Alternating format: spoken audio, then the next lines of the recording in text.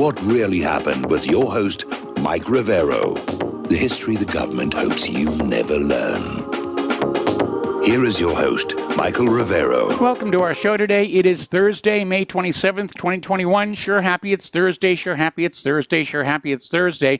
We have a lot to talk about today. And as usual, we're going to do news until I run out of news. And then we're going to open up the phone lines for your comments, questions, observations, and opinions.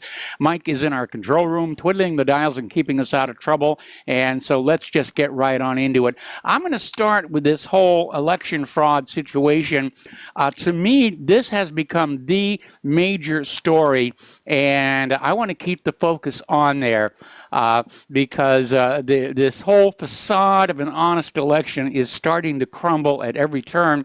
And surprisingly, according to this story out of Station Gossip, over in Fulton County, Raffensperger now says he supports a Fulton County forensic audit.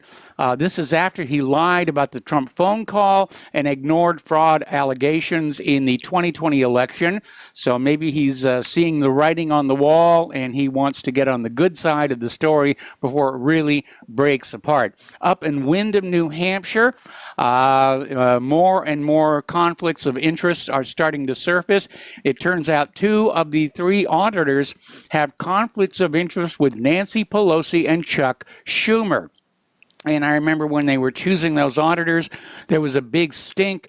The townspeople went in there and said, no, you can't have these people as auditors. They're compromised. They're pro-Biden. They're Democrat. They're not going to be objective and unbiased, and it's certainly coming out that way. Dominion is still out there blaming human error for machines failing to show Republican ballots over in Pennsylvania. And isn't it funny how these errors only affect the Republicans? Didn't affect the Democrats. And common sense is going to tell you that if there is an error, human or machine, the errors are going to come down on both sides of the accuracy divide. There'll be just as many errors in favor of somebody as there are errors against them. That is certainly not what we are seeing in this situation. And again, this bias in results does indicate fraud was taking place. But even if we go along with the idea that it's all human error, that alone justifies a full recount by hand of all the ballots to make sure we have an accurate result. Now, yesterday we were talking about how Mike Lindell went to the GOP governor's dinner to try and confront Governors Kemp and Ducey for election fraud in their respective states, and he was basically kicked out. Lindell is back proving he did have an official invitation to the GOP governor's dinner, and he was simply strong-armed out of the way by these governors who don't want to answer embarrassing questions about election fraud. Now, I'm sure that a lot of these people involved in the fraud are thinking like lawyers. They're saying, what is actionable evidence? And they don't really seem to understand, or maybe they just don't care. They're losing in the court of public opinion because polls are showing more and more Americans think there was something hinky about last November's election and not just in the presidential race. And you know, that's a real problem. If we don't have confidence in the elections, if we don't have honest elections, then we no longer have any democratic process in this country, and the government clique, if you will, can just go do whatever they want to do, raise taxes, start wars, hand out favors to their supporters and friends, because they're now going to be completely unafraid of the voters getting angry and voting them out of office. And that's the real danger to all of this. Getting into other political information, there is a lot of information continuing to surface from Hunter Biden's laptop. Now, I'm still waiting for somebody to get into some of the pictures and videos that are on there that really reveal what kind of a sleaze he is. But there is stuff coming on out, and apparently back in 2015, Hunter Biden arranged secret meetings between then Vice President Joe Biden and various shady business partners, including Ukrainian Burisma executive Vadim Pozarsky. And this is the article that both Twitter and Facebook tried to block right away in order to safeguard Joe Biden's election chances last year. Now, to me, that is definitely interfering with the election process if there is evidence revealing the true character and honesty of a candidate and it is being suppressed by social media. That's showing blatant favoritism and definitely interfering in the democratic process. So now we're finding out that Hunter brought other overseas business associates to his father at that same meeting, according to new information from newly obtained records from that laptop. And let's see, apparently Hunter Biden brought Joe Biden as vice president to a dinner with various Ukrainian, Russian, and Kazakhstani business partners. Now, interestingly enough, when Joe Biden left office as vice president, Hunter Biden's Ukraine salary was cut 2 months later. Now, Hunter Biden was being paid $1 million a year by Burisma, and 2 months after his father ceased to be vice president, that compensation was cut in half. And there was this letter that came on out saying, we're interested in continuing to work with you, and your remuneration is still the highest in the company, but this new level, I'm sure, will be appropriate and fair. But basically, it sort of underscores that there was a lot of pay-to-play going on when Joe Biden was vice president. We're hearing all this talk about trying to bring back charges against Donald Trump. And one of the ones that was out there was trying to prove that Donald Trump obstructed justice, and there was this OLC memo that was finally released, and Trump's enemies in the corporate media were out there saying this is going to be the smoking gun, and it's going to show how former Attorney General Bill Barr deliberately blocked obstruction charges against Donald Trump. The memo actually showed the opposite, saying that the allegations against Donald Trump did not meet the standard of obstruction, even without any defenses or privileges related to the office of the presidency. So there was another nothing burger that was being lobbed against Donald Trump to try and keep him, to get him out of power, to keep him out of power. Now, of course, the Southern District of New York is going after Trump again because they're afraid he's going to run in 2024. And with the American people taking a very close look at how the elections are being run, it's going to be a lot harder, to steal the election. And so they would just as soon not have to deal with Donald Trump at all. Out in California, Caitlyn Jenner is slamming Gavin Newsom for destroying the state's economy and taxing people to death. This is part of her campaign to become governor. And let's face it, Newsom is so unpopular, anybody could beat him. But it looks like Caitlyn Jenner is definitely in the running there. She's slamming Newsom for destroying hope in California. And a lot of people are leaving California. In fact, they're leaving Democratic strongholds in droves now because of the poor quality of life and the high taxation and just the other silliness like LGBTQ, AMFT, PDF, AM, and FM that's out there. And they're really getting fed up with that. More about that later when we talk about the economic news. Meanwhile, House Democratic leaders are discussing a restraining order to keep Representative Marjorie Taylor Greene away from Representative Alexandria Ocasio-Cortez. And green has apparently become a bit of a political threat. She is certainly an opponent of the Green New Deal.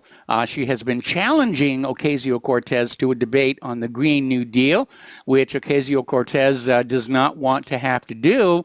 And so now the House Democrats are talking about literally filing for a restraining order to keep Marjorie Greene at a distance from Ocasio-Cortez to forestall the possibility of a face-to-face debate over that policy. Story coming on out of Zero Hedge, and you knew this was going to be coming. Police departments across the United States are being refunded. Now, we had Black Lives Matter was out there screaming, defund the police, and to be politically correct and woke, a lot of communities announced they were going to do that, and of course, crime skyrocketed in those cities, and now these cities are saying they need to increase the police budget and let the community know the police are going to be out there to try and quell the increase in crime. And Minneapolis is a big one. They've voted to approve $6.5 million in additional funding to the police department. And this is coming after a number of council members last year were trying to completely shut the department down. So Minneapolis Mayor Jacob Frey, who is a Democrat, announced last month, actually earlier this month, he's pushing to increase funding to the city's police department, in the wake of all these Black Lives Matter protests, riots, and arson attacks across Minneapolis. So common sense is finally breaking out. Let's talk about COVID-19 because this is starting to look like a big, big stink about to drop. And there's a story that came out of Asia Times asking if the United States was complicit in China's COVID research. Now, the Joe Biden administration closed down the U.S. State Department's investigation into the origins of the COVID-19 pandemic. Of course, when there was a backlash from that, Biden tapped the Pentagon to conduct their own investigation in just 90 days and come back and say it was all China's fault or something like that. But there is interest by the scientific and journalistic communities about where the virus came from, how it could have escaped the Wuhan Institute of Virology, and to what extent the United States was involved in this research. Now, Dr. Fauci has now admitted to funding research at the Wuhan lab. The National Institutes of Health funneled $600,000 over a period of 5 years. Now, that's not a huge amount of money, but it does indicate there was a relationship between the National Institutes of Health and the Wuhan facility during the time period this virus was being evolved or developed or enhanced or whatever we decide is going to happen about that. So anyway, less than 24 hours after CNN blew the whistle that Biden canceled the State Department effort launched under Trump to find the origin of COVID-19, Biden backpedaled, and he's ordered the U.S. intelligence community to conduct a 90-day investigation. And I smell a whitewash coming. I'm not going to trust this investigation any more than I would trust the official investigation into 9/11, the Oklahoma City bombing, the John F. Kennedy assassination, etc. ad infinitum. So over at the White House website, the Biden administration says they've been pursuing various possibilities, including whether it emerged from human contact with an infected animal or from a laboratory accident. And it's clear Biden is in full damage control. And from a propaganda point of view, they've got a real problem on their hands. How do they say that this is all evil China's fault and disconnect, de-link the U.S. involvement and funding in this research? Now, the White House says they will not make any further statements on the origin of COVID until the completion of the intelligence community's 90-day review, which sounds like a stall for time. And again, any official report coming out of the intelligence community for public distribution is not to be trusted. Speaking of trust and trusting science, Fauci and the head of the National Institutes of Health are saying that Biden never consulted with them before spiking that State Department investigation into the origin of COVID-19. And they're a little bit upset about that. And the word is that the State Department investigation was focused on the idea of a laboratory leak being the origin. And of course, almost from the beginning of this pandemic, I've just had a feeling that somebody dropped a test tube. They were playing with something potentially dangerous, and they dropped a test tube. So they're out there talking about Chinese state bioweapons. And again, if COVID-19 was a bioweapon, it wasn't a very good one. It wasn't very effective. And so I think it was more of a work in progress, that they took COVID-19 and they were trying to weaponize it, but they hadn't quite succeeded when the lab accident happened. Now, General Flynn is blasting the Biden administration's efforts to try and cover up the origins of COVID-19, especially the links to the National Institutes of Health.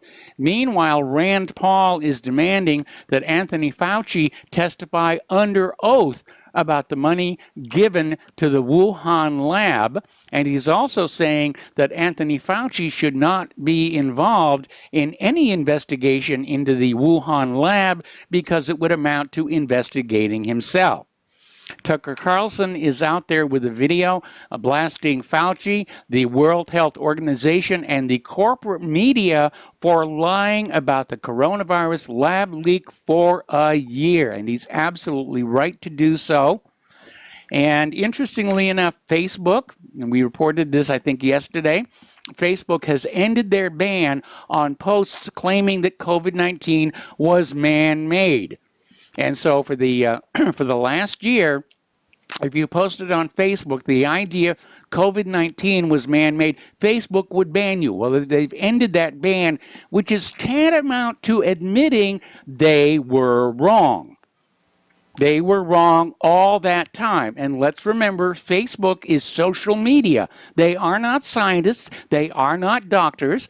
They are reinforcing the official story of just about everything, including election fraud. But if, in fact, they have been acting as an agent for the government to control the dialogue about election fraud or COVID-19 or pretty much anything else. If they're acting as an agent of the government, then the First Amendment does apply to them, and that Section 230 of the Communications Act no longer protects them. Another story, this one coming on out from the New Yorker, talking about the beginning of the end of the American pandemic. And you can just see it everywhere. People are not wearing the masks anymore. We were in our local supermarket. The people who work there have stopped wearing the masks. And I think everybody's just thrown up their hands and finally said, this was a great deal of nothing. And they're glad it's over. I'm glad it's over. We're starting to get back to the real world. I mean, Claire and I have lived in Santa Claus now for almost 2 years. And for the vast majority of that time, we've stayed home because of social distancing and the masking, and nobody was out there and nothing was open. And so it's only just now that we're starting to get on out and see what's around in this neighborhood, other than the critters that walk through our backyard every night. A New York Times best-selling author, Michael Capuzzo, has published an article titled "The Drug That Cracked COVID," and he's talking about ivermectin and saying that this should be the biggest story in the world because it is an effective cure for COVID. But we know that for purely financial reasons, the medical industrial complex does not want a cure for any disease, whether it's cancer or COVID or HIV or anything. What they want are constant, ongoing, costly treatments and vaccinations. That's the business model. Okay. Story. Oh, got to take a break for commercials. We'll be back with more about COVID after these few words.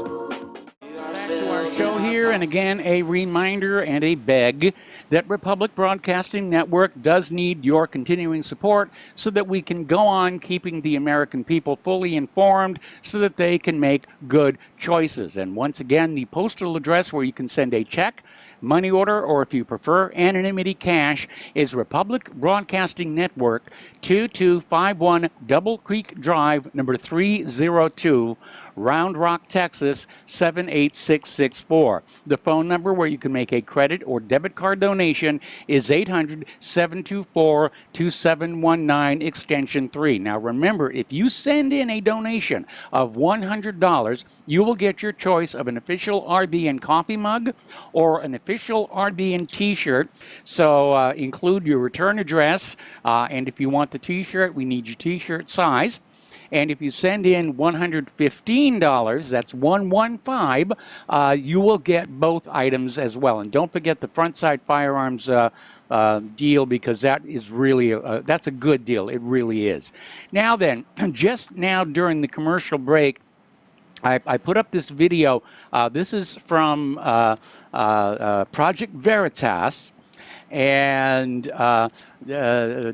apparently the individual at Facebook who leaked the vaccine hesitancy documents, Morgan Kamen, was suspended. Facebook tracked him down, and he's now gone on the record with his name talking about this, official social media campaign to keep pushing the idea of vaccines, to ridicule those who think they might be dangerous, to ridicule those who think COVID-19 might have been released from a laboratory. Oh, wait a minute. I'm sorry. That was last week. And what's really ironic about this, over at the YouTube page where the video is, they still have that little disclaimer under the video talking about vaccine hesitancy, and really vaccines are your best protection, and you need to get the needle, and you shouldn't be paying attention to anybody that says otherwise. And it's like, YouTube is actually putting a sign on their videos saying, we are part of the problem. And they are. They really, really are. All right. Over in Connecticut, just a week after the CDC announced it was investigating heart inflammation in recently vaccinated young adults, Connecticut has reported 18 new cases of heart problems among teens who'd received a COVID vaccine. All 18 cases resulted in hospitalization, the vast majority for a couple of days, and the cases were reported to the Connecticut Department of Public Health by vaccine providers. And one individual is apparently still hospitalized. Okay. So there we are. We've mentioned this before. It's worth mentioning again. This is coming out of the Epic Times. Over 10,000 COVID-19 infections have been recorded in Americans who've received the vaccine. We're talking about fully vaccinated people coming down with COVID-19. Wow, what a wonderfully effective medication this stuff is turning out to be. And as we reported earlier in the week, actually last week, the CDC is changing the way they're counting COVID cases to ignore the cases that are showing up in vaccinated people. And we're getting from no less than MSN.com, CDC will no longer investigate mild infections in vaccinated Americans. They want those numbers to keep supporting the official story. Now, the ugly reality is, according to Daily Expose in Great Britain, vaccine deaths in the United States have increased 27-fold over the average seen in the previous decade because of the COVID jabs. And so we're getting into 1976 territory, we really are. And it gets even worse than that. Over at the University of Louisville, they completed a study which concluded that the masks did not slow the COVID spread. And they said while mandates induced greater mass compliance, they did not predict lower growth rates when community spread was low or high. And They basically said that mask mandates and use are not associated with lower SARS-CoV-2 spread across the U.S. states. In other words, the masks didn't work. And we told you that from the beginning. It's like trying to keep the mosquitoes out with a chain link fence. Yeah, but they don't listen to us in independent media anymore. We're dangerous. Alrighty, over at Johns Hopkins School of Medicine, Professor Dr. Marty Makary has come on out saying that half of Americans have a natural immunity to COVID-19, and they're not going to get it, and they don't need the shots. And he says that we can't dismiss this reality of natural immunity, and he said dismissing it is the biggest failure of medical leadership. We're going to take a break for commercials, and we'll be right back. Welcome back to our show here, and before the commercial break, we were talking about Dr. Marty Makary making a comment that half of Americans have natural immunity to COVID. Well, over at the FDA, they are countering by saying that natural immunity against COVID doesn't exist, discounting the entire existence of antibodies. And frankly, if there is no natural immunity against COVID, that suggests that it is, in fact, an artificial pathogen. So maybe the FDA ought to think very carefully before they put these statements out. Jeff Bezos is now heading into the healthcare industry, the same Jeff Bezos who just got a sweetheart deal for his Blue Origin space venture. Amazon is looking at creating physical pharmacies in the United States to compete with CVS, Walgreens, and Rite Aid. And so big money in those prescription medications, and they're going for the bucks here. Meanwhile, Google has struck a deal with national hospital chain HCA Healthcare Incorporated to develop healthcare algorithms for patient records. And a little alarming, where Google's algorithms filter stuff, and you kind of wonder, what are they going to filter out of your patient records? But I guess everybody realizes that the medical industrial complex is the hot property to get into right now. Turning to the international news now, Russian Tu-22 M3 bombers flying over Syria have been spotted carrying large-scale anti-ship missiles. And these are the KH-22 series standoff missiles. It's known in the West as the AS-4 Kitchen. It is primarily used as an anti-ship weapon. And so they're really arming up over there as well. Story coming on out of Zero Hedge. Forget about September. Pentagon officials quoted by the New York Times are saying that all U.S. troops will be out of Afghanistan by July. And that's going to be good for those troops and for their families. Of course, the U.S. contractors are probably still going to be on the ground there afterwards. The chief of the International Atomic Energy Agency, Rafael Grossi, was interviewed by the Financial Times and made the claim that Iran has already reached nuclear weapons capable enrichment, and really didn't provide anything to support that. On the other hand, we really cannot rule it out, because Iran did ramp up enrichment after Trump pulled out of the Joint Comprehensive Plan of Action back in May of 2018. So, at the point where Iran does have nuclear weapons, we can expect Israel to calm down considerably in the region. Speaking of Iran, they're coming up on their presidential election, which is going to take place on June 18th. They've released a final list of the candidates who qualified by the Constitutional Council to run for president. And the list includes Saeed Jalili, Sayed Abraham Raisi, Mohsen Razai, Al-Rizi Zakani, I'm probably butchering these horribly, Saeed Amir Hossein Ghazizadeh Hashimi, Boy, there's a mouthful. I wouldn't vote for him just on the basis of having to memorize that. Al-Nassar Hamadi and Mohsen Mer Alizadeh. And so they're coming up on their election. And I think we're going to see the same thing in Iran that we're seeing in Syria before the election even happens. It's going to be denounced as fraudulent and crooked. And, you know, the same government that's demanding you believe that last November's election was honest and above board is going to demand that you believe that the Syrian and Iranian elections are crookeder than a dog's hind leg.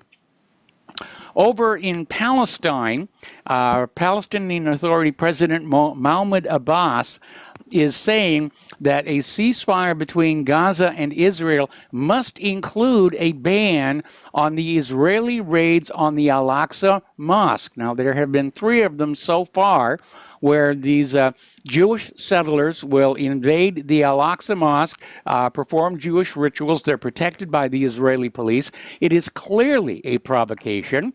And Abbas is saying that, you know, a ceasefire between Israel and Gaza has to include an end to these attacks and invasions. And I think that's a very reasonable thing. Story coming on out of IsraelPalestineNews.org, and it's echoing something I just got done saying. Israel is provoking Hamas, putting the ceasefire at risk, partly with these Al-Aqsa Mosque invasions and the Sheikh Jarrah neighborhood of Jerusalem. And I think Netanyahu's goal is to provoke Hamas into doing something that Israel and its obedient media can say is the violation of the ceasefire, justifying renewed hostility and warfare in Gaza. Netanyahu is in serious trouble. You know, there's a lot of people both within and without the Israeli government who want him to go. He's looking at trial for corruption regarding that German submarine deal, and he's looking at serious jail time. And he desperately, desperately needs an enemy, any enemy, to keep the Israeli people afraid and under his control so he can cling to power just a little bit longer. Yesterday, Benjamin Netanyahu denounced French Foreign Minister Jean-Yves Le Drian for saying that Israel is at risk of a long-lasting apartheid if a Palestinian state is not established. That seems to be an accurate observation to me. And Netanyahu declared this as insolent and basically said that he protests strongly against the French government at the outrageous comments of the French foreign minister. Well, go ahead and be outraged. We don't care anymore, Benny. Meanwhile, here in the United States, Jewish House Democrats are urging Biden to appoint an ambassador to combat anti-Semitism. And we have seen this so many times before. Every time Israel does something tacky, the first thing they do is they start screaming, anti-Semitism, we're the victim, we're the victim, we're the victim. There'll be a whole bunch of hate crime hoaxes. The media will say, oh, let's all feel sorry for these poor Jewish individuals, and we should because they're just being used for political gain.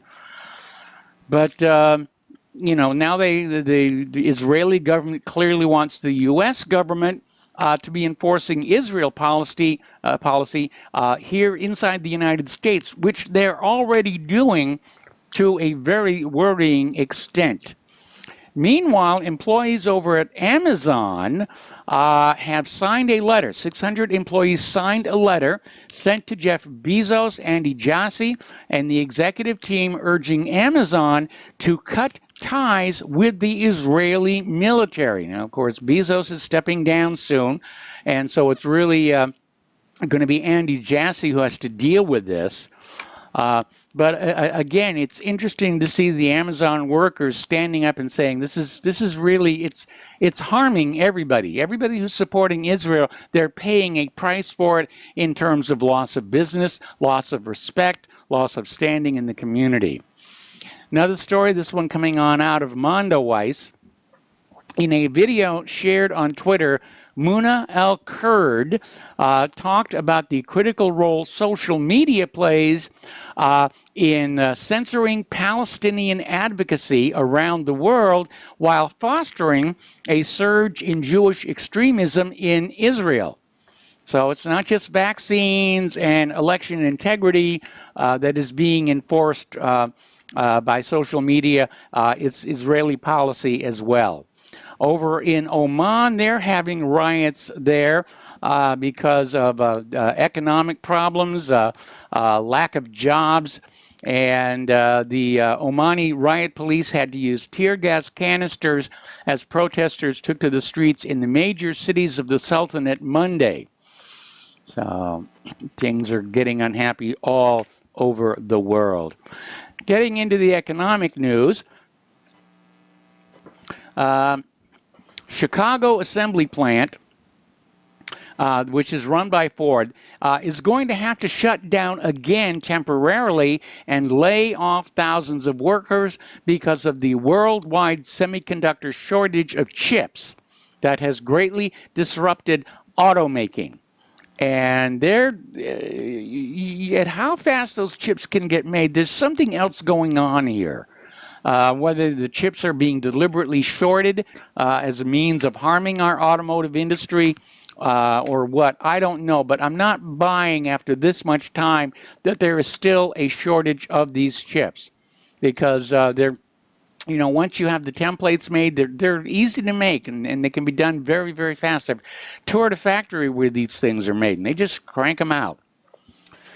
So anyway, we talked about this a little bit at the first part of the show. It's called the Great Bug Out. And Americans are getting out of the urban areas, especially the ones under Democratic control, because they're being destroyed. I mean, look what they did to San Francisco is a good example. They want to get away from the declining quality of living. They want to get away from the high taxes. They want to get away from the liberal insanity. They're moving into other areas. And surprisingly, a lot of them who were registered Democrats are re-registering as Republicans. And we're actually starting to see that even here in Santa Claus. There has been a sudden surge in the building of new houses standing out on our back porch. We can see 2 new houses being built, one of which has already been sold before it's even completed. So it's, we're expecting a lot of influx into this area from people who are just tired of that whole urban thing. Out in Los Angeles, and I don't know who signed this contract, but somebody needs to be called on the carpet for it. Los Angeles is paying $2,600 per month for each homeless tent. Couldn't you actually buy the tent for even less than that? So somebody's getting very, very rich off of this deal. Silver is losing momentum, unfortunately. Gold actually moved above 1900 briefly, then dropped back down to 1894. But again, hang on to your silver. It will go back up again. We were talking earlier in the week about how Biden had come back to the White House to work on his new budget, and that there were stories that he was going to take student loan forgiveness out of it. And we don't know the fine details yet, but the outline of the budget is being made public, and it is a $6 trillion with a T dollar budget that could effectively bankrupt the country. And, he's talking about expenditures increasing every year for the next decade. Of course, he won't be in office for that long. But the proposal does contain major investments in infrastructure, education, and health care, and it will bring federal spending levels to their highest sustained level since World War II. Okay, so according to documents obtained by the New York Times, the federal government would spend $6 trillion in the 2022 fiscal year, and spending would increase to $8.2 trillion by the year 2031. Gee, I wonder how he plans on paying for all that. By the way, I heard an interesting statistic the other day. over the course of your lifetime, the average American is going to pay between $800,000 and $900,000 in taxes to government at all levels, just shy of $1 million. And I think it's time to ask if we are getting value for that money, because government is obviously the most expensive thing we will ever buy in our lifetime. Is it really worth the money that we're pouring into it?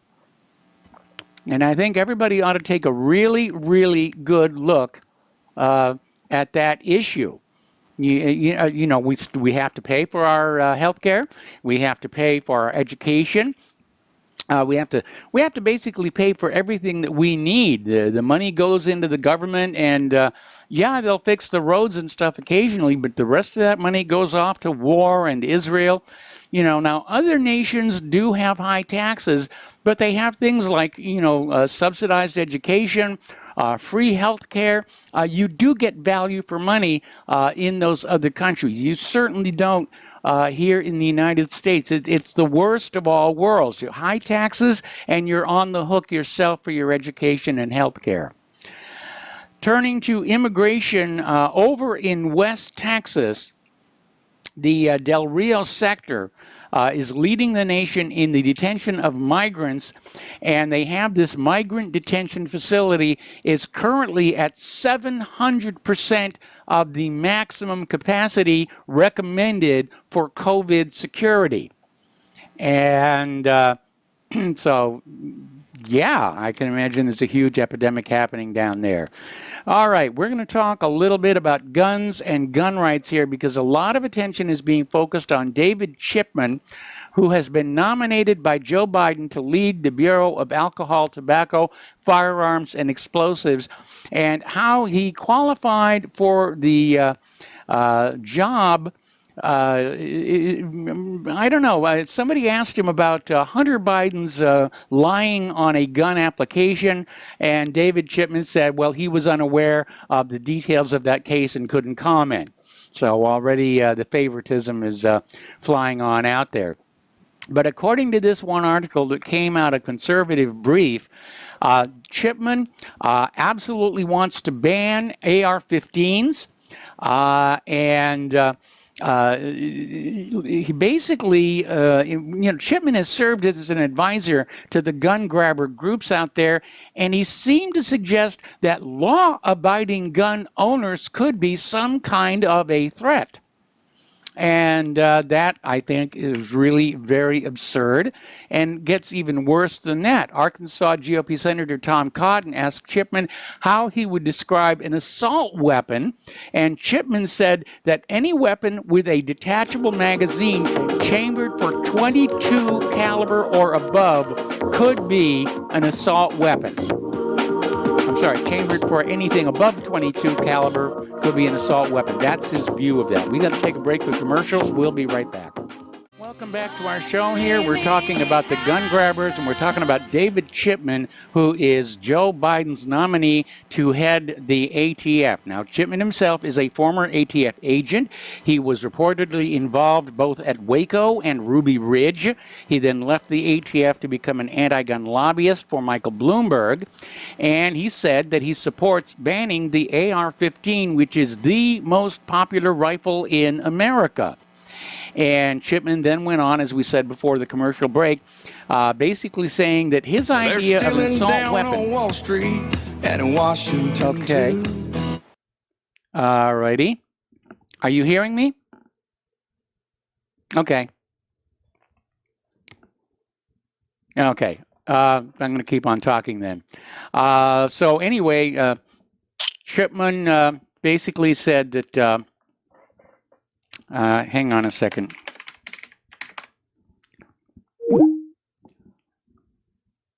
Look, we may have lost our Skype call.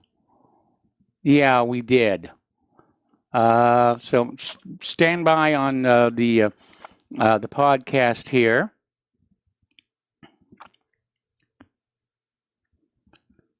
Okay.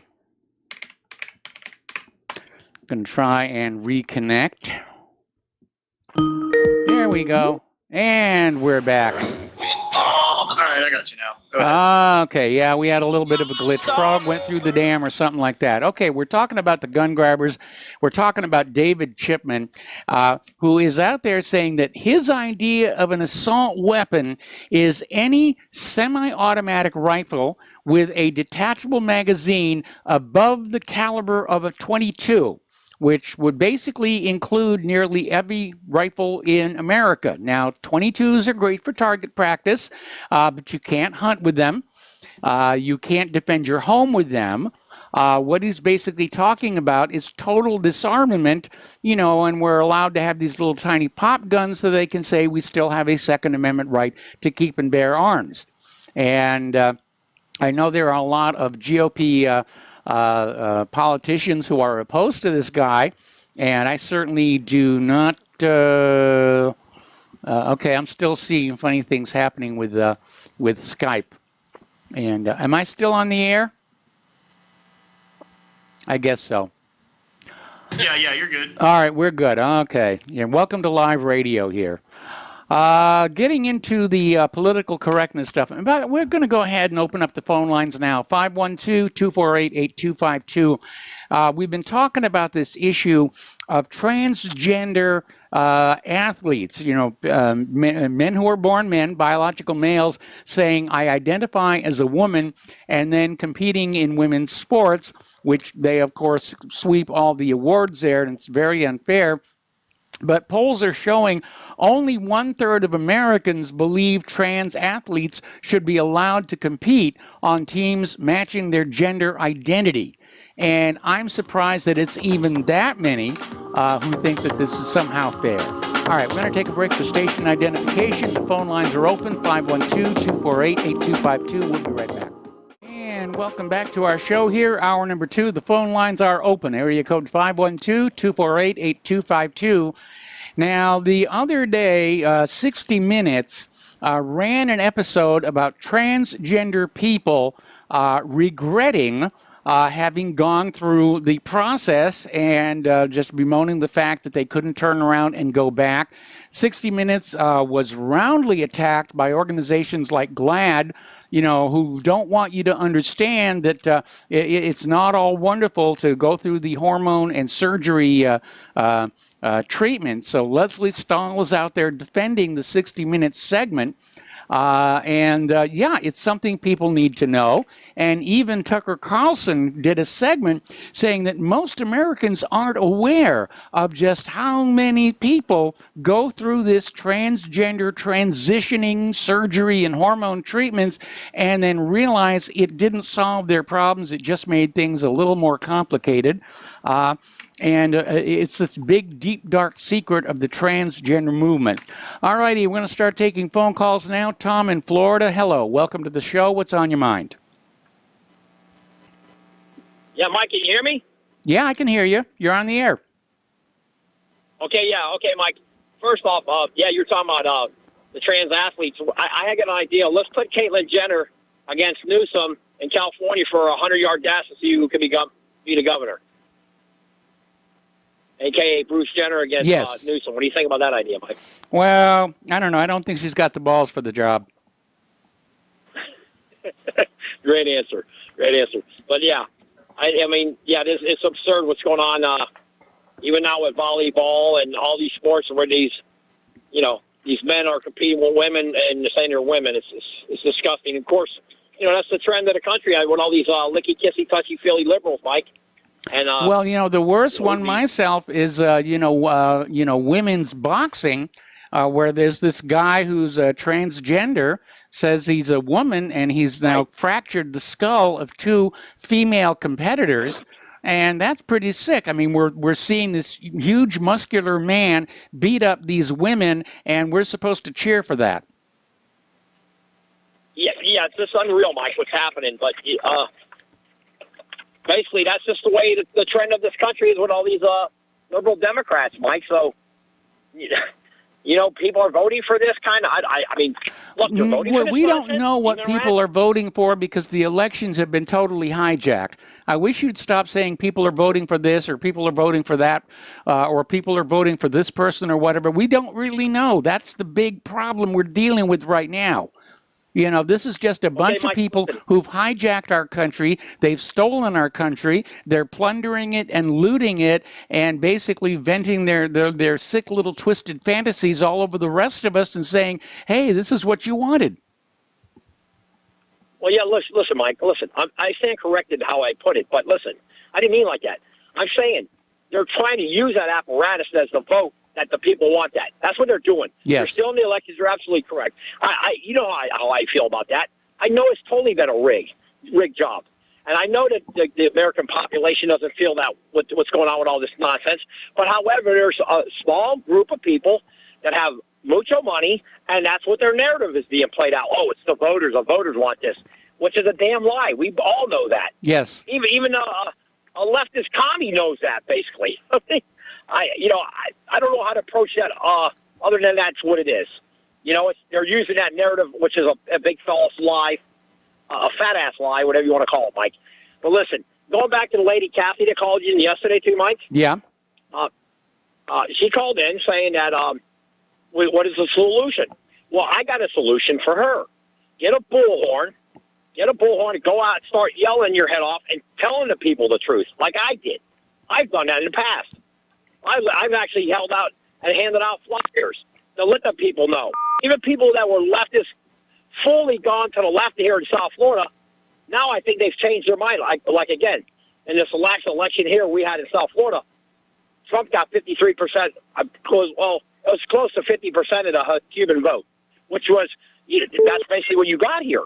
And you had to reach out. Do you want communism? Do you want to turn this country into communist? That's how you got to hit the narrative with these people, Mike. Yeah, if you don't want violence right now, but it's going to lead to that potentially. But right now, you got to let the masses know. These young kids, they're being brainwashed to hate their country. What do? You got to go to school. You know, about 20, 30 people, mask them at the school, and say, tell these kids the truth. Hand them the truth of what's really going on. A lot of the people, these 90% of these kids don't even know their history. They don't. Less about their history, Mike. They don't even know the history of our country. They don't know no history whatsoever. They're not being taught history. It's a brainwash, a mind wash. So that's just the way it is. And, and back to immigration, Mike. You see what's going on with this guy that killed Molly Tibbetts now. He's saying that two guys told him to go follow her, stab her and throw her in the trunk and go help. And they stabbed her, and he took her over to the cornfield and dumped her body and threw corn stalks on top of her. Have you heard this lately, Mike? No, I hadn't heard that one. I keep hearing beeps on your phone line. Are you accidentally pressing the buttons on the dial? That is our phone system. That is our phone system. Okay. All right. Well, I'm just concerned about that. Right now. All righty. No, that's your phone. That's Mike. our phone. Yes. Yeah. Now they're saying Molly Tibbetts' boyfriend had something to do with her murder, but this guy blacked out. He blacked out. She had 13 stab wounds. Some of them in the head. A couple of the stab wounds were right through her body. Okay, they were that deep. I don't know what kind of knife they found a knife or what. But this is all another hidden agenda, just like Jesse Smollett, Mike. Like I've been telling you for a year. Hey, hear a peep about Jesse Smollett in the race war he tried to start in Chicago. With all the shootings every weekend. Well, this weekend's going to be really interesting. Very interesting to see what happens. Yeah, I'm not looking forward to that. Mike, well, probably he'll have bookies pretty soon on all this insanity. But yeah, Mike.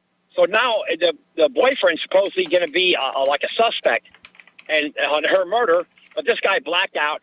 The blood's all over his trunk, and I guess he had fingerprints on her body of this guy, this illegal Mexican. Yeah. And now he's trying to blame it on two I guess, guys in black hoods like Jesse Smollett was trying to do in Chicago with the two white guys that had the noose and all that. Yeah. It's unbelievable. It's on the narrative that these demon rats are a lot that happen on these leftist media networks is disgusting. And another thing, Mike, I got to get to another point. The lady Kathy called in yesterday about this one guy. Well, I want to know what his real name is because I've heard John Stadmiller say this guy's had like 3 or 4 different alias names. What is his name? Mitch? What is it? I don't know.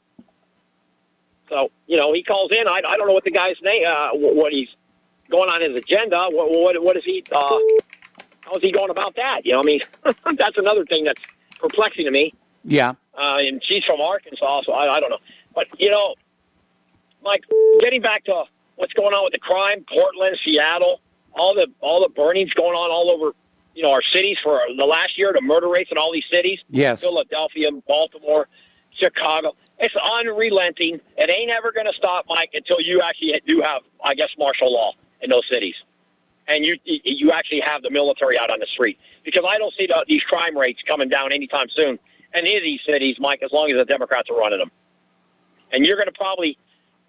Mike, what's going to happen with the Newsom situation? Do they have the votes for the recall? Yeah, apparently they had enough signatures to put it on the ballot, and it will be on the next ballot. Well, I hope Peter or Joe from California call in, one of those guys call in and explain to your audience what's actually going on in California with that, let alone the illegal invasion of the state, 9 million illegals. You got a governor that's off the charts. You got Pigs Pelosi going nuts, lying her tail off. And, yeah, Mike, I just don't see an end to this insanity of our country with these leftist communists that are basically they're in power. And we don't know how they got in power, but they're in power. Okay. Now, I did watch a little bit of the governors last night. They were on Hannity. And a lot of those governors make a lot of sense. And we'll see what happens, like with the COVID-19 nonsense. And, all those governors are basically pointing the finger at China. So I think that's a good thing. These Republican governors saying, no, this thing came out of Wuhan. It came to this country, and the media kept quiet. My concern is the effort is to blame this all entirely on China and obfuscate the linkage back to the United States in terms of funding, the cooperation, some of the work that was done at the University of North Carolina. It looks like this was something that they started here in the United States and then shopped out to China for finishing. And, somebody dropped a test tube. Well, Mike, I'll go along with you on that. I agree with pretty much with that. But I will say this. When Trump was the president, he did try to stop the Chinese from coming in here with, through traveling. Yes. He put a travel restriction on the Chinese, where Joe Biden would have kept it open for another 60 days. He's even said it. Biden's on record saying that he should have closed that air travel from China for 60 more days. So what would have happened if 60 more days went by and all these Chinese nationals kept coming to the United States and all these airports, Mike? And you don't hear peep out of crickets out of the left-wing media. They're a bunch of liars. That's all I can say. Okay. Fauci's a freak, fool. I mean, the left-wing Bolshevik media is in control of our country. The Schmuck Times. Well, they like to think that they are, but if you look at the recent audience numbers of, for example, CNN, they've lost 70% of their audience since the start of the year. Meanwhile, the numbers here at RBN are going up. The numbers at whatreallyhappened.com are going up. People by and large are coming to realize they can't trust either the government or the corporate-owned media. And despite the censorship by Facebook and Twitter and YouTube, they're taking it upon themselves to go dig out the actual facts. Yes. Okay, got you. And Mike, one more thing. That great caller in Alabama, I just wanted him to know, I had two brothers that served in Vietnam. My father was a Korean War veteran, okay? He had 28 battle commissions. Yeah. And his brother, my uncle, was a bomber pilot in World War II. And my grandfather fought in World War I. So he knows every one of them guys I just mentioned, they're all super conservative like me. So we were out. Of course, I lost one of my brothers in a VA hospital in 2014. Okay, so he passed away in the VA hospital. And my oldest brother is in right now, and he's in Arizona. He just turned 76 years old. Okay.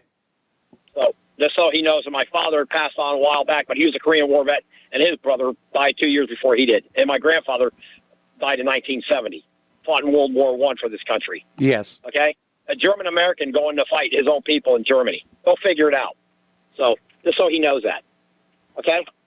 And again, Mike, like a lot of you callers say, white Europeans killing white Europeans, that's got to come to a complete halt. And we do not need to be picking no fight, like Mark said, from North Carolina with the Russians. Yes. Because if we try to pick a fight with them, we're going to get stopped, I believe, Mike. The only thing that can save us are our weaponry. We got some great weapons here in the United States, no question.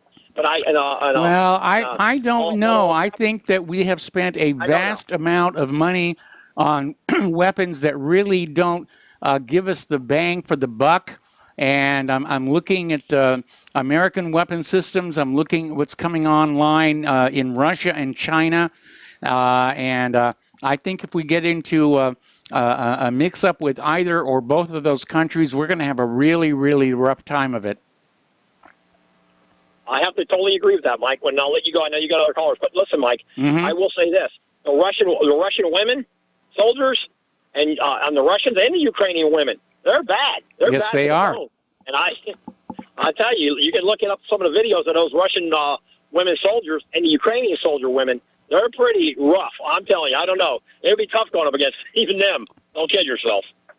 So, you know, we need to chill trying to go pick a fight with Northern European stock people. We need to stop all that. Yes, we do. Okay? We need to keep out of that. Okay? Now the Chinese are another story. They don't, Mike. Like I said, the USA Today paper had it in 2011. I had an article, which I still had. I threw it away. USA paper. The general in China said, if we were to go in a conventional war with the United States, you would be doing us a favor by knocking out over half our population. I remember that. I remember that. USA paper. You remember that, Mike? I remember that one. About that a little bit. Yep. Yes. Yes. Well, anyway, thank you for taking my call, Mike, and hope you have some great callers call in. All right. Thanks an awful lot. And we're going to switch to Mark in North Carolina. Hello, Mark. Welcome to the show. What's on your mind? Hey, how's it going, Mike? Let me take this next outside. As far as what's going on with COVID-19 right now, the fact that they want to give this to kids now just shows you how evil these scumbags are. Kids don't get the COVID. They don't die from it. You know, we've got scientists coming on out and saying that, you know, kids, we're going to kill more kids with the vaccine than are likely to die from the COVID virus itself. And again, it's a repeat of 1976. This is why I can't get excited about race anymore and ethnic, you know, all this stuff, where they want to divide us. It's right now, are we going to get freedom? Are we going to keep our freedom? Not only in this country, but are we going to get people like, are we going to hand over the ruling to a total scumbag, a Nazi, a filthy, stinking Nazi eugenist like Klaus Schwab? Yeah. Or are we going to keep our country and other people going to keep their country? One thing I'm not concerned about is Russia. Russia will not let these clowns take over. That's why they got a tough army. That's why they're prepared. They don't play this, you know, they don't have the men turn into women and the women turn into men. They don't play that stuff over there. They are ready. That's true. Matter of fact, we're stupid enough, and I don't think we are now. I notice anytime something goes down, Biden backs down, and it's probably one of the better things he's done, because he hasn't really done too much good, you know? No, he hasn't. Anytime, if we get into it with Russia, especially in that part of the world, like in, you know, along their borders, we'd have about as much chance of defeating them as if I would step in with a MMA fighter, okay? Yes. I'm in pretty good shape, but I wouldn't stand a chance against an MMA fighter, okay? And not too many people would. All right, that's about the chance this military today, the way it's set up, would have against the Russian army. And it wouldn't be much better against the Chinese, by the way. All right? Yes. I think the Russian army is probably the best in the world, but the Chinese aren't exactly slouches either. But the Russians are fighting for their country, for their borders. They understand the globalists. Putin understands these globalists only too well. He knows who they are. He knows what they are. Well, everything I understand about the Russian vaccine, by the way, too, the Sputnik 5, not nearly the amount of side effects and deaths and side effects that these mRNA and the other jabs are doing here in the West. Okay, I haven't heard anything bad about the Sputnik 5. I wouldn't take it. I wouldn't take any vaccine for this thing. But that's me. But if I was forced to, I'd probably take that. I'd probably take the Sputnik before I took anything that either Britain, or any other. Well, you're not going to be given that choice because you know, it's not being allowed in the United States, and the EU is saying they will not recognize Sputnik 5 vaccines as allowing people to travel into the European Union. Well, there you go. I mean, this goes to show you who's really running things. And Yeah. even Merck, by the way, the Germans that bought 30 million doses of Sputnik 5. All right? Yeah. So even the Germans noticed BS. I'm telling you, Mike, that is the problem. These globalists are the problem. They want to divide. They want to conquer. They're the ones who are pushing this race nonsense. They're the ones who are pushing, who want the open borders, by the way. Yeah. They're the ones who want all of the stuff that's hurting not only this country, but it's hurting the world today. But fortunately, thank God, people are fighting back. France is very close to overthrowing Mr. Merkel. What's his name? Macron. Yes. It looks like Marine Le Pen is going to replace him. Yeah. If the military doesn't overthrow him before she even gets a chance to get elected, and they'll probably turn to her anyway. Okay, she's a patriot. Yes. She's like her father and like Charles de Gaulle. A French nationalist and a French patriot. And even Germany, I think, is getting to where they're understanding that they're not going to just be able to go along with the globalist garbage. You notice they got that pipeline. Evidently, they've approved the pipeline. Yeah, I know, and a lot of people are very unhappy. The Nord Stream pipeline is a go, and the Keystone XL has been shut down. Anyway, Mark, thank you for the call. We got to take a break for commercials. We got more callers waiting on the line, and we will be right back. Back to our show here. The phone lines are open. Area code 512-248-8252, and we're going to go to Marco in Alabama. Hello, Marco. Welcome to the show. What's on your mind? Hey, good afternoon, Michael. Michael, I have a question to ask you. Did you happen to see that situation update podcast that I was talking to everybody about yesterday? No, I didn't catch it. I kind of had a busy day today. All right. If there's any way that you could please link it to your website. I mean, Mark from North Carolina called, and I really would like him, to see this so that, there's some plausibility. I mean, I know you're listening, Mark. Please, if you have the opportunity and Mike doesn't get the opportunity to put it up on whatreallyhappened.com, please go to naturalnews.com, go into the archives for the situation update from May 25th, 2 days ago, Part 3. He talks about Trump and Operation Warp Speed and the plan to get the Democrats to off themselves. It answers a lot of the questions about criminals, crime. It's a very plausible theory. And I really advocate for all of the listeners of RBN to go and check this out. I mean, you guys talk about Natural News, quoting their sources and things like that. I link to a lot of their stories, but, I got to tell you, this idea that this is actually a plan for the Democrats to self-destruct, it's kind of straining credibility at that point, I think. Okay. I understand, that there is, parts of this, that could be far-fetched, but think about the truth. NPR came out and said that 96% of all Democrats have either taken the vaccine, the first phase of it, or plan to take it all. And while only 49%, so that basically, it's not even 49% because he said it was misquoted, that more than half of the Republicans, are not going to take the vaccine. Okay. And things like that. Because of the information, the strong information that we get from you and other websites in the alt-right media and things like that. This is a very important, update. I mean, a lot of times, things aren't really well thought out and things like that, and people just rant and things like that. But if you sit here and you're a historian, and initially do what they had said do when COVID first came out, and you've seen and you chronologicalize everything that has gone on, during the history of, this great reset takeover plan, because, a lot of Americans do not understand what the great reset is. I mean, no, they don't. It's kind of is a term that gets thrown around a lot. And, they're saying it's jobs, it's economic, it's political, but nobody really has a good handle on just what it really means. And this is one of the main reasons why, if you could please link this to your site so that you could give this valuable information to our audience. I mean, I don't know how far your reach is, Michael, or anything like that.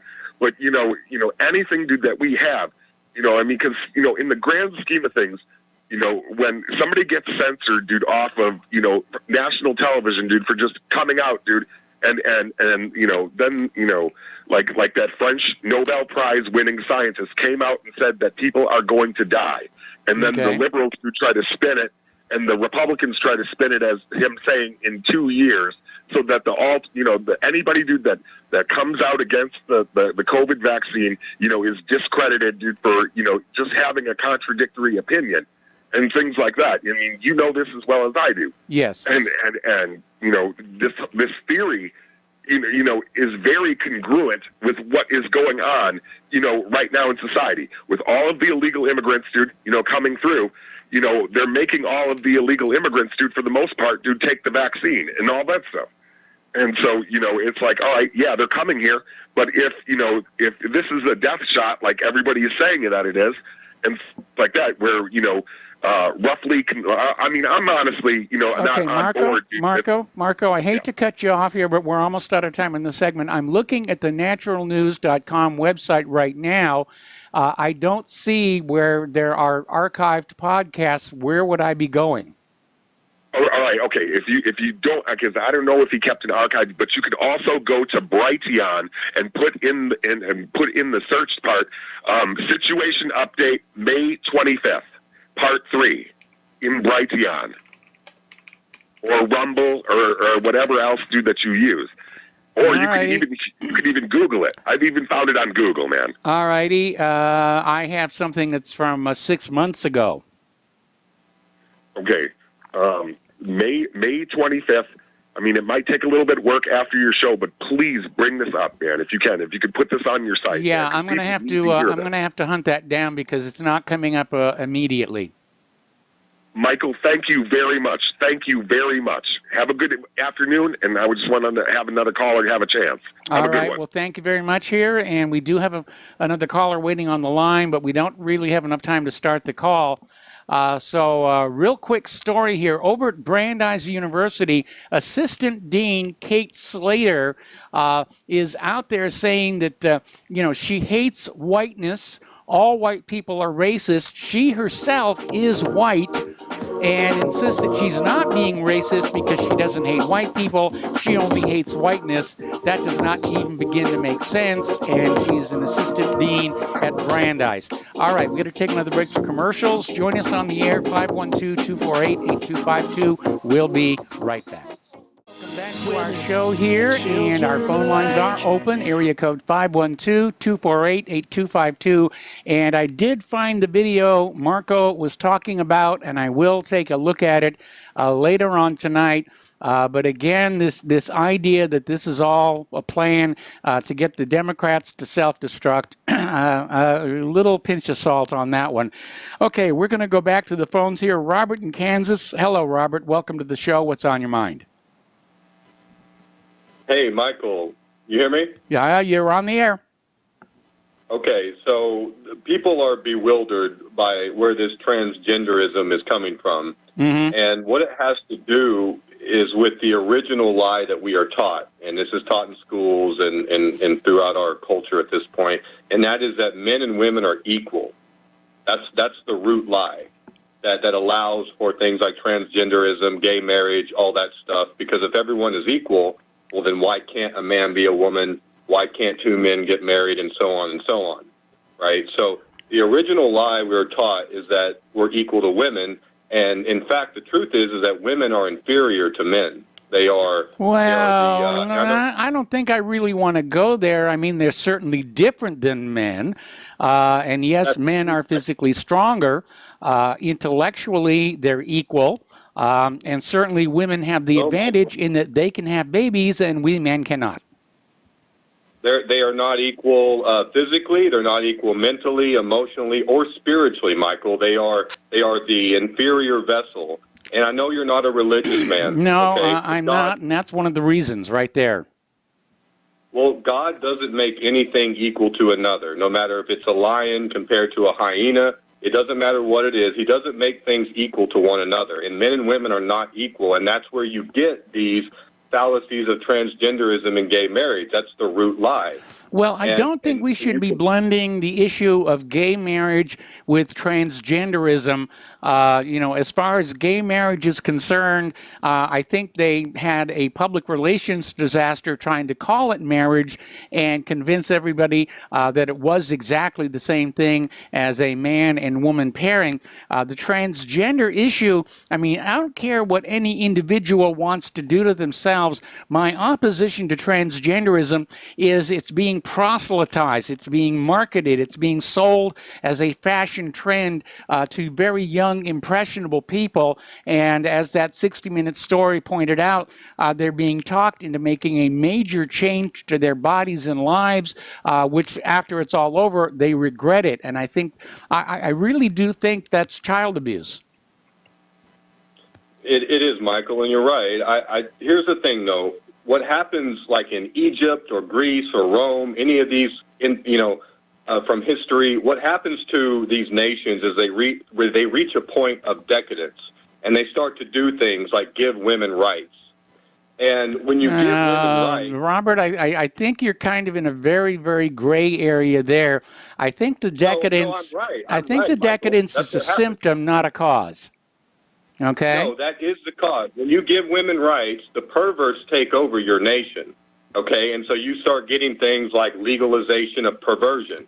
Okay, well, Robert, I agree the legalization of some perversions is problematic, but I have to tell you flat out, I disagree with most of your thesis here. Okay, well, Michael, when you give women rights, what they do, because women operate out of fear, they operate out of emotion. And so you can convince them of almost anything based on those two things. So if you tell women, like you were just talking about an ATF leader that's going to take away our guns. Yes. If you tell women they'd be safer without guns, if you can convince them of that, they'll vote away your natural rights. And that's what they've been doing in this country. They're voting away our First Amendment, our Second Amendment, and every God-given right that we're able to execute because God gave us that right. If I can think of an idea, I can speak it to you, sir. And so if they're going to say that that is not able to be done, well, then that is a result of allowing an inferior entity to have the same level of voting rights and rights in general as a superior entity. Okay, well, Robert, I don't agree with your basic premise, and hence everything that you have deduced from that premise I see as basically fatally flawed. So thank you for the phone call, and we're going to switch over to Mitchell in Memphis. Wrong, though, man. Hello, Mitchell. Welcome to the show. What's on your mind? Mitchell, are you there? Okay, we seem to be having an issue with the phone lines. He's there. Mitchell, are you there? Can you hear me? Yeah, I can hear you now. Can you hear me? Oh, we're together. Are we together? Yes, we are. Hey, just about that last call, most of the most violent police officers who deny we the people our rights are males. Yes. So maybe it's a push. I don't know. Hey, Mike, I want to read something real quick. Allodial title constitutes ownership of real property, lands, building, and fixtures that is independent of any superior landlord. And then it says most property ownership is common law jurisdiction. In common law jurisdictions, is fee simple. In the United States, the land is subject to eminent domain by federal, state, and local government, and subject to the imposition of taxes by state and/or local governments. And there is thus no true allodial land. Now, I would like for us all to have allodial title. Yes. Now, the big problem, and I think you've expressed this before, is how do we fund the things that the property taxation is funding?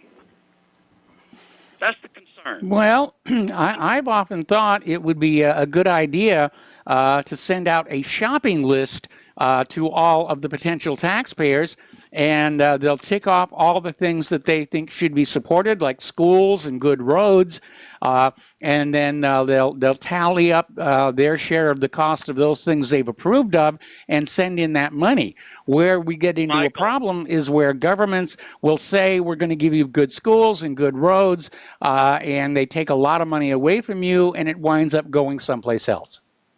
We're absolutely on the same page. This is a tax system that I was talking with some friends about. We call it the DATS, Direct Autonomous Tax System, where you actually sit down and you go online and there's it's like a menu at a restaurant. Yes. And you determine what you want to pay your taxes for. I think this would be huge in quelling a lot of the infighting between left and right. For a person to be able to say, well, Bill, I didn't pay for abortion clinics.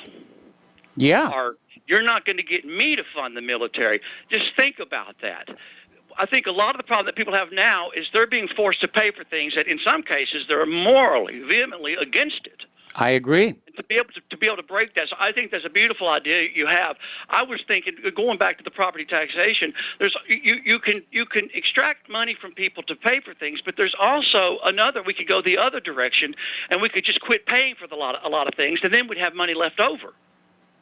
So would we be able to fund the schools and other things if we weren't, for instance, spending so much on military spending? Oh, yeah, that's a big problem. I mean, looking at how much money is being spent on the military, it's very obvious if that money were being redirected back into our society, that we would have schools that really were involved in education instead of indoctrination. And you're right, there are a large number of Americans who do not want to be forced to fund abortions. I don't think there should be public funding of abortions anyway. I think if a woman wants an abortion, she should get out her own checkbook. Yeah, to be able to say, well, you pay for it if you want to, I'm not going to. That would be huge as far as the psychology of what's going on in our society with all the infighting. Mike, another thing, what about the Federal Reserve? How much extra money if we weren't dealing with the Federal Reserve? And by the way, I want to commend you.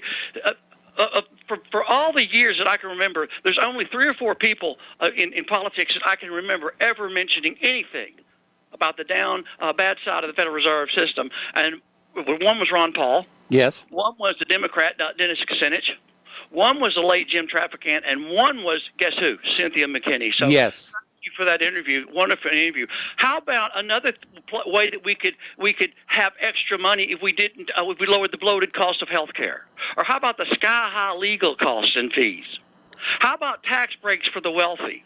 How about well, just think about how much money we would save if we weren't paying interest to the Federal Reserve for money that they've just created out of thin air. I mean, this private central banking is a scam that's been played on humankind for 300 years, and it is a scam. The Constitution gave the Congress the right to coin money and issue it, and Congress is not allowed to delegate the issuance of money to a private bank, especially a bank that is literally creating it out of thin air and then loaning it out at interest. It is, it's a legalized counterfeiting operation is what it is. So it's conceivable to say that we could do away with property taxation, and we're not trying to deny the children an education. We could still fund the things that the property taxes could fund if we quit funding all of these other things, if we addressed all these other issues. There's another big one, and I'm not sure really what's going on with the CAFR, the Comprehensive Annual Financial Report. Yes.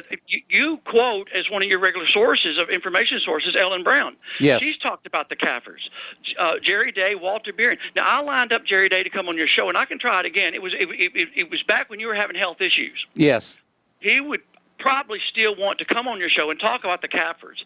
These people have the idea that there's enough money in these CAFR funds where it could just pay for all kinds of things. And I would say that this world that we live in right now in the United States of America, this is a time to tap into those CAFR funds if there's more there than just brick and mortar assets.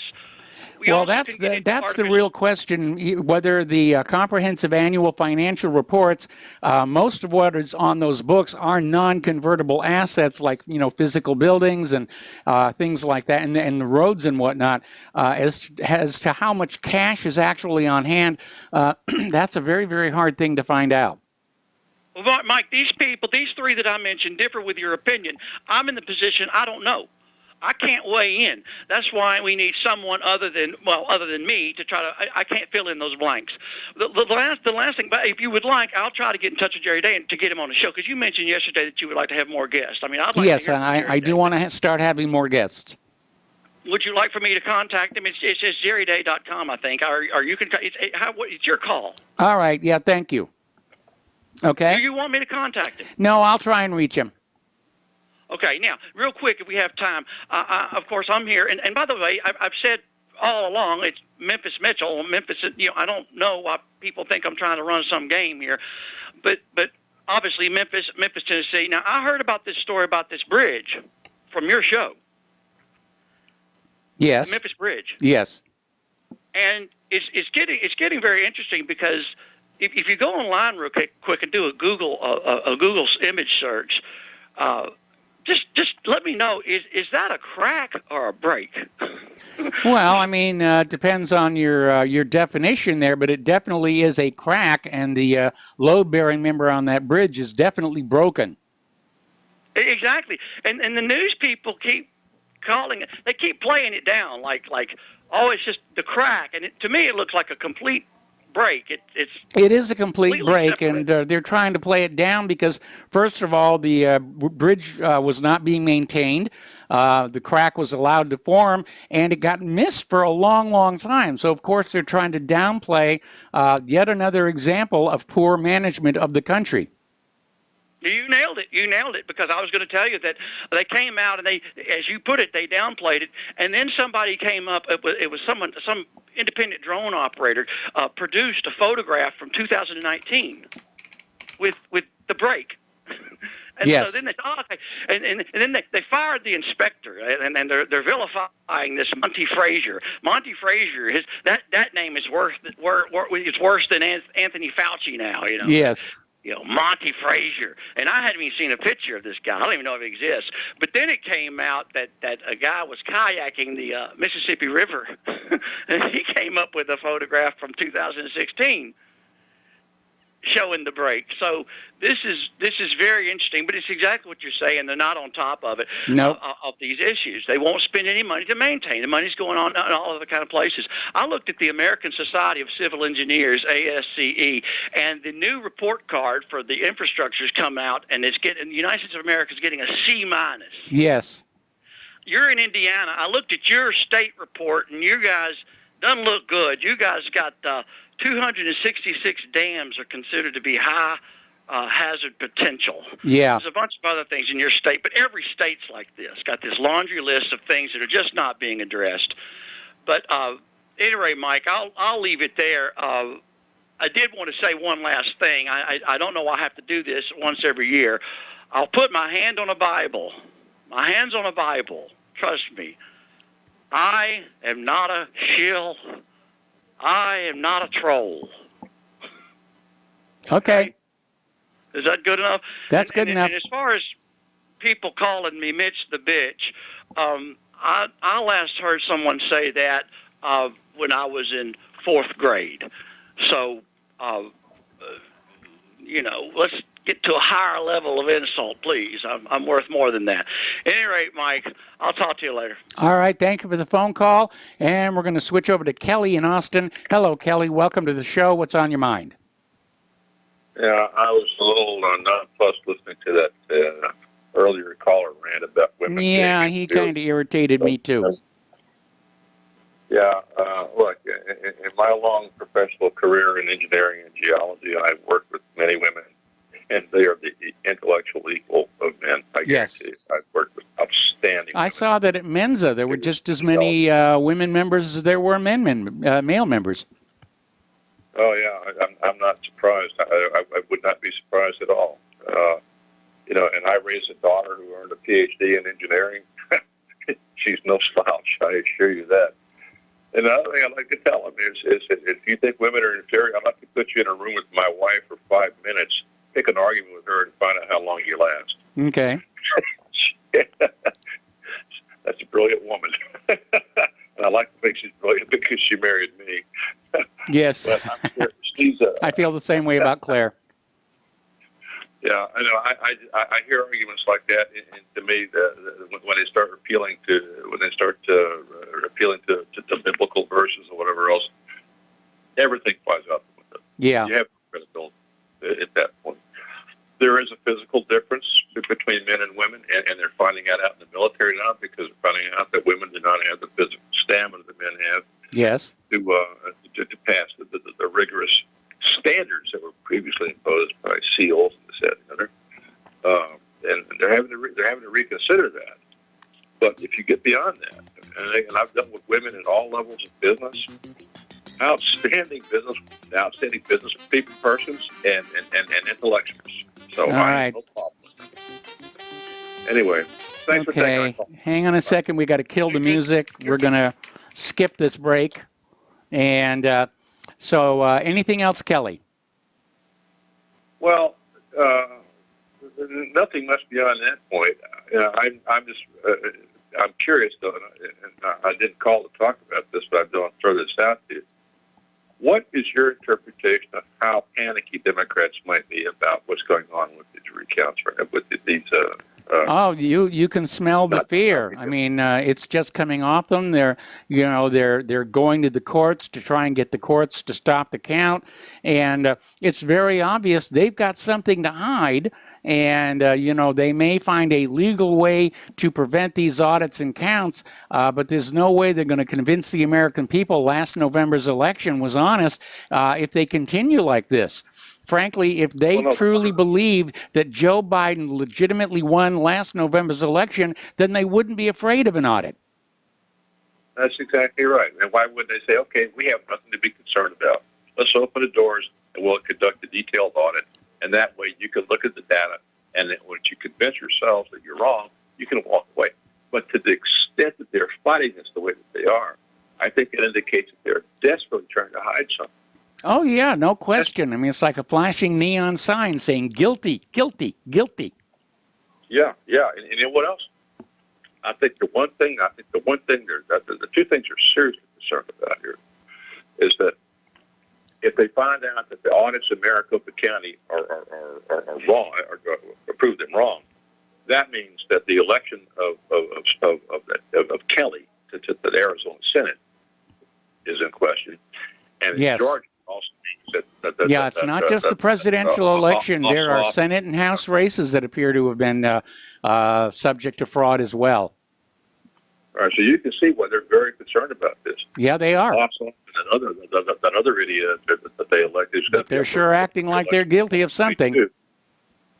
Well, they certainly are. They certainly are. Anyway, women are as intelligent as men. Yep. I've grown up around highly intelligent women. I have a sister who has a PhD in computer science. She's a brilliant lady. And I've been around intelligent women. I'm like, when I hear people say stuff like that, it just makes my skin crawl because it makes conservatives sound as though, we're Neanderthals. And sometimes I think the people like I can call in are not really conservatives. I think they're people who are trolling. Well, it may very well have been the case, and I let him have enough time so that he can't say I'm infringing on his First Amendment rights.